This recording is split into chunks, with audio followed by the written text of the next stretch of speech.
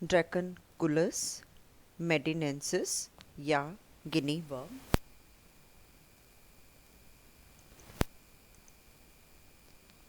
ये phylum Aschelminthes का member है, जिसमें बहुकोशिकीय द्विपार्श्वसममित त्रिस्तरीय आभासी देह हुआ और जिनमें ऑर्गन सिस्टम टाइप का बॉडी ऑर्गेनाइजेशन मिलता है और बॉडी थिक क्यूटिकल से ढकी हुई रहती है। इसकी क्लास है निमेटोडा। इसमें जो शरीर है वो थ्रेड लाइक होता है और दोनों सिरे से स्पिंडल शेप्ड होगा। एक लिंगिक होते हैं ये और इनके अंदर लैंगिक विरूपता या सेक्सुअल डायमॉर्फिज्म पाया जाता है और मेल्स के अंदर कॉपुलेटरी स्पाइन्स उपस्थित होती है। इसका ऑर्डर है ड्रैकनकुलॉइडिया। इसमें माउथ पेपिली के रिंग्स के द्वारा घिरा रहता है और लिप्स एब्सेंट होते हैं और फेरिंग्स एंटीरियर मस्कुलर और पोस्टीरियर ग्लैंडुलर पार्ट में डिवाइडेड रहती है। जीनस है ड्रैकनकुलस और स्पीशीज़ है मेडिनेंसिस। इसे सामान्यतः गिनी वर्म कहते हैं। हिस्ट्री।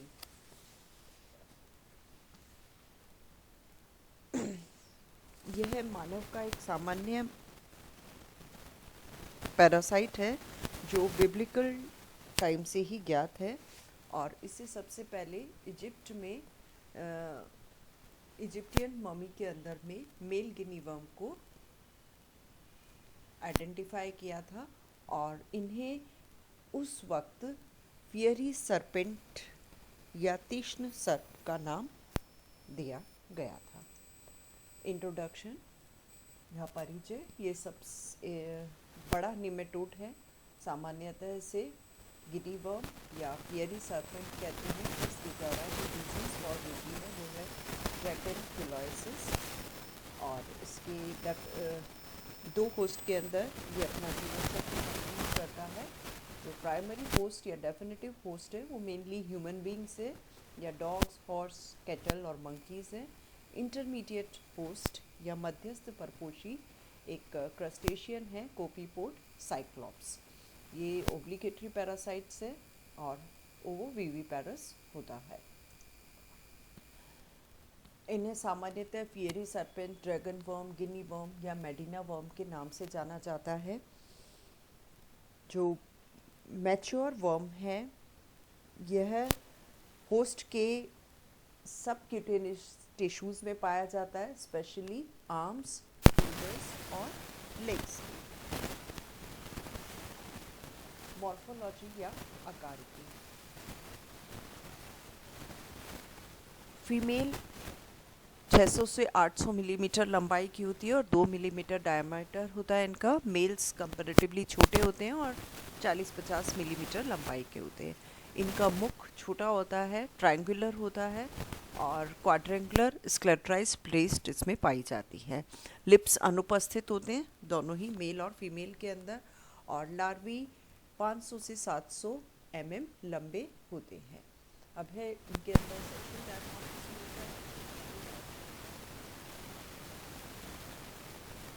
से पहचाना जा सकता है। जो फीमेल से इनकी जीवन अवधि 1 साल की होती है, ये लंबे हैं, करीबन 1 मीटर लंबे और 1 से 2 मिलीमीटर इनका डायमीटर होता है। सिलेंड्रिकल है, एंटीरियर एंड राउंड और ब्लंट होता है जिस पर मुख पाया जाता है। पोस्टीरियर एंड कर्व्ड या शार्पली हुक्ड होता है जिस पर एनस होता है।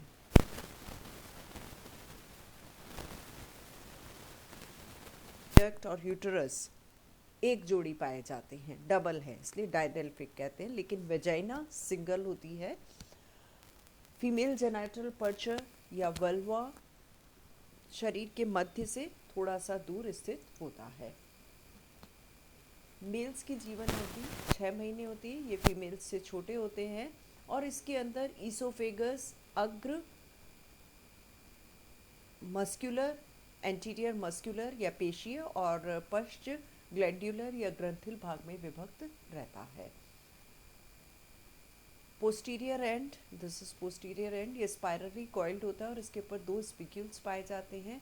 एंटीरियर एंड पर क्यूटिकुलर रिंग मिलती है जिसमें मुख होता है, और ये मुख 6 इनर लेबियल पैल्प्स और 4 डबल पेपिली के एक्सटर्नल सर्कल के द्वारा घिरा रहता है।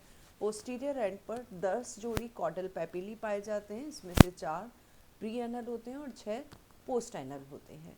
इसके अतिरिक्त इनमें कॉपुलेटरी स्पिक्यूल्स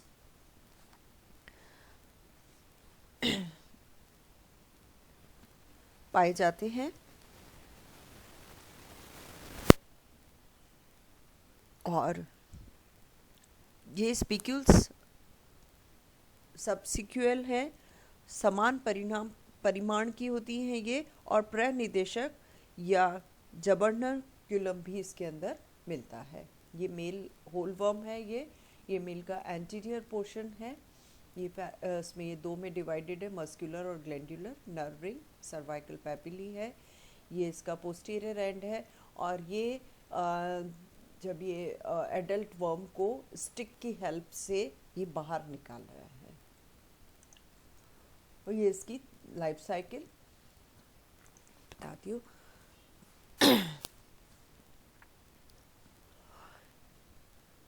ह्यूमंस के अंदर, मनुष्य में इन्फेक्शन आता है अनफिल्टर्ड ड्रिंकिंग वाटर से, जिसके अंदर कोपीपोपोड्स स्थित होते हैं, जिसमें L3 लार्वल स्टेज पाई जा रही है। ये ड्रिंकिंग वाटर के साथ मनुष्य के शरीर में पहुंच जाते हैं। इंजेक्शन के बाद में जो कोपीपोपोड क्रस्टेशियन है वो तो खत्म हो जाता है, और इसके अंदर जो L3 लार्वा है वो रिलीज हो जाता है, और अब ये पेनिट्रेट कर देता है पोषी की स्टमक और इंटेस्टाइन वॉल को, और एब्डोमिनल कैविटी के अंदर आ जाता है। यहाँ पे ये लार्वा एडल्ट में या वयस्क में परिवर्तित होता है और उसके बाद रिप्रोड्यूस करता है। मैचुरेशन और कॉपुलेशन के बाद में मेल वर्म खत्म हो जाता है। Female subcutaneous tissue, skin surface के पास में सबक्यूटेनियस टिश्यू पे माइग्रेट कर जाती है, और जब ये शरीर में L3 लार्वा एंटर किया था उसके लगभग 1 साल बाद, इन्फेक्शन के 1 साल बाद, एडल्ट फीमेल वर्म स्किन के ऊपर ब्लिस्टर्स कॉज कर देता है और रप्चर कर देता है स्किन को। अब जिसके अंदर में भी, जिस पोशी के अंदर जिसमें ये ब्लिस्टर्स फॉर्म हो गए हैं और वर्म्स का एंटीरियर पोर्शन ये बाहर निकल रहा है, ये पानी के अंदर एंटर करता है तो ये फीमेल लार्वी रिलीज कर देती है। ये लार्वी डायरेक्टली वाटर में एंटर करने चाहिए और 4 से 7 दिन तक जल के अंदर जीवित रह सकते हैं, लेकिन 3 दिन के अंदर ही ये होस्ट को या इंटरमीडिएट होस्ट को इन्फेक्ट करने लायक रहते हैं। होस्ट को इन्फेक्ट करने के इंटरमीडिएट होस्ट में एंटर करने के बाद में, जो कि इसका कोपीपोड है, वहाँ पर ये L1 लार्वी इंजेस्ट कर ली इसने, कोपीपोड ने, और इसके 2 सप्ताह बाद, 2 सप्ताह में इसके अंदर 2 मोल्टिंग होती है, 2 बार निर्मोचन की प्रक्रिया होती है और उसके फलस्वरूप एक इन्फेक्टिव L3 लार्वल स्टेज बनती है। L1 में मोल्टिंग हुई, L2 लार्वल स्टेज बनेगी, L2 के अंदर दूसरी बार मोल्टिंग होगी, उससे L3 लार्वल स्टेज बनती है। और अब ये इन्फेक्टेड कोपीपोड डेफिनेटिव होस्ट या प्राइमरी होस्ट के द्वारा ड्रिंकिंग वाटर के साथ एंटर कर जाता है और लाइफ साइकिल रिपीट होती है। ये डायग्राम देखिए, ये ड्रिंकिंग वाटर अनफिल्टर्ड वाटर है जिसके अंदर कोपीपोड है, जिसमें L3 लार्वल अवस्था पाई जा रही है, इसे मनुष्य ने पी लिया और यहाँ आने के बाद इसके अंदर में मैचुरेशन होता है और ये एडल्ट वर्म के अंदर कन्वर्ट हो जाते हैं और ये लार्वी जो है वो होस्ट की स्टमक और इंटेस्टाइन में पेनिट्रेट करते हैं और यहाँ पे मैच्योर होके रिप्रोड्यूस करते हैं। ये मैच्योर होते हैं।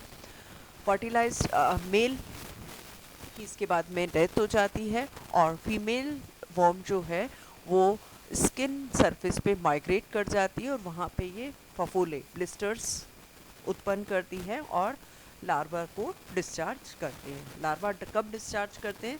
जब ये वाटर के कांटेक्ट में आएंगे। तो L1 लार्वे रिलीज होते हैं वाटर के अंदर। जो ये फीमेल वर्म्स बाहर निकल रही है वो L1 लार्वी को रिलीज करती है, और अब ये लार्वी एंटर कर जाते हैं, L1 लार्वी कंज्यूम किए जाते हैं कोपी पोड के द्वारा। यहाँ पर इसमें 2 बार मोल्टिंग होती है, उसके फलस्वरूप ये L1 लार्वी L3 लार्वी में कन्वर्ट हो जाता है, और ये कोपी पोड जिसके अंदर L3 लार्वी है, ये ड्रिंकिंग वाटर के साथ फिर मनुष्य के शरीर में प्रवेश करता है। पैथोजेनेसिस 3 मेजर कंडीशंस होती है इसके अंदर।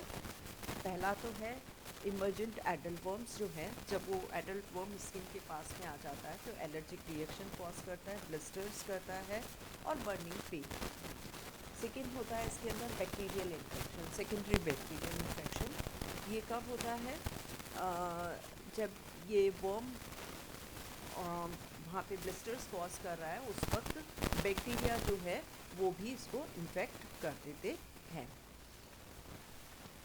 और थर्ड है नॉन इमर्जेंट वर्म्स जो हैं, जो कि स्किन तक पहुँच नहीं पा रहे हैं, वो टिश्यूज़ में चले जाते हैं और कॉम्प्लिकेशंस कॉज करते हैं, एब्जॉर्ब कर लिए जाते हैं शरीर के द्वारा, कैल्सिफिकेशन हो जाता है इनसे, और फिर ये अर्थराइटिस, पैराप्लीजिया, यदि ये सेंट्रल नर्वस सिस्टम में पहुंच गए तो वहाँ जाके और हार्ट के अंदर भी पहुंच जाते हैं।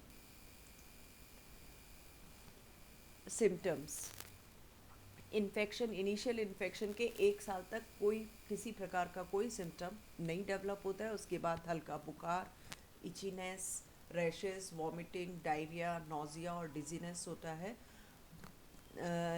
बॉडी के लोअर रीजन के 90% ऑफ केसेस में लोअर पोर्शन के अंदर में ब्लिस्टर्स डेवलप हो जाते हैं, लेकिन ये ब्लिस्टर्स शरीर में कहीं पर भी हो सकते हैं।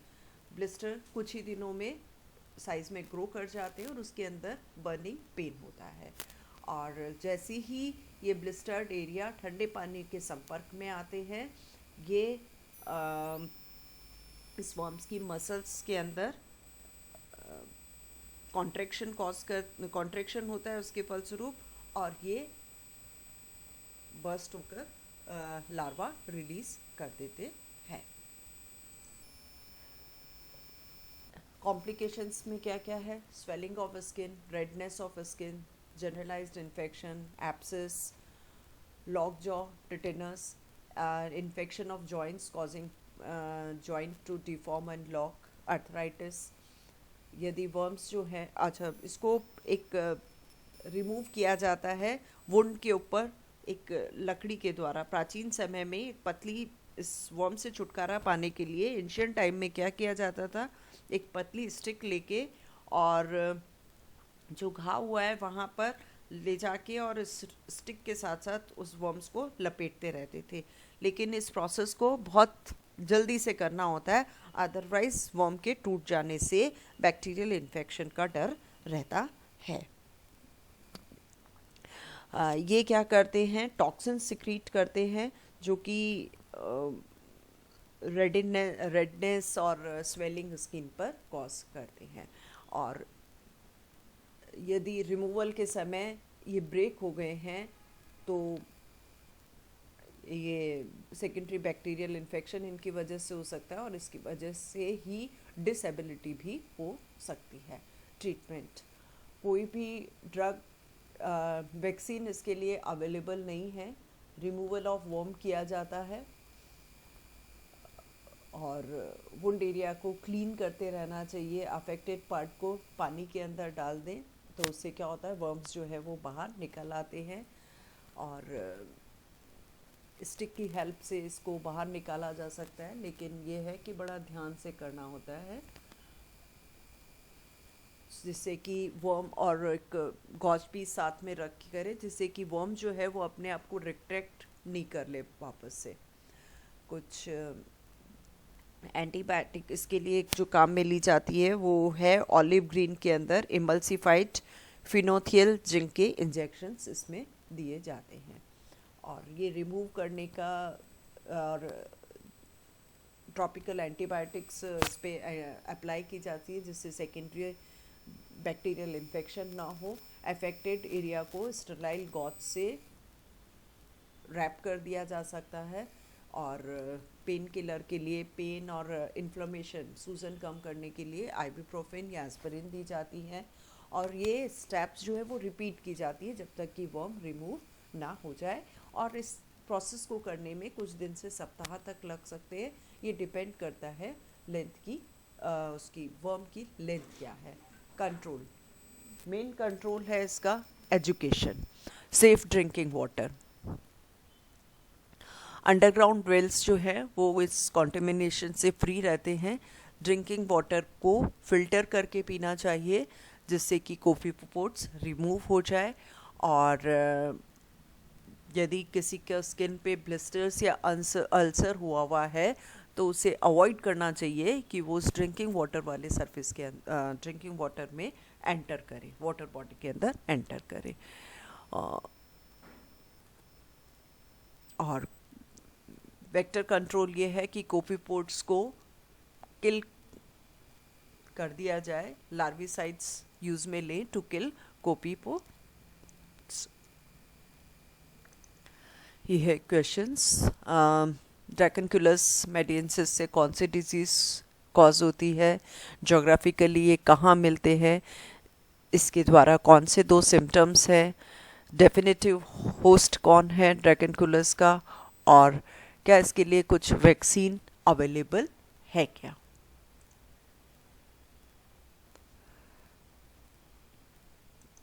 थैंक्स।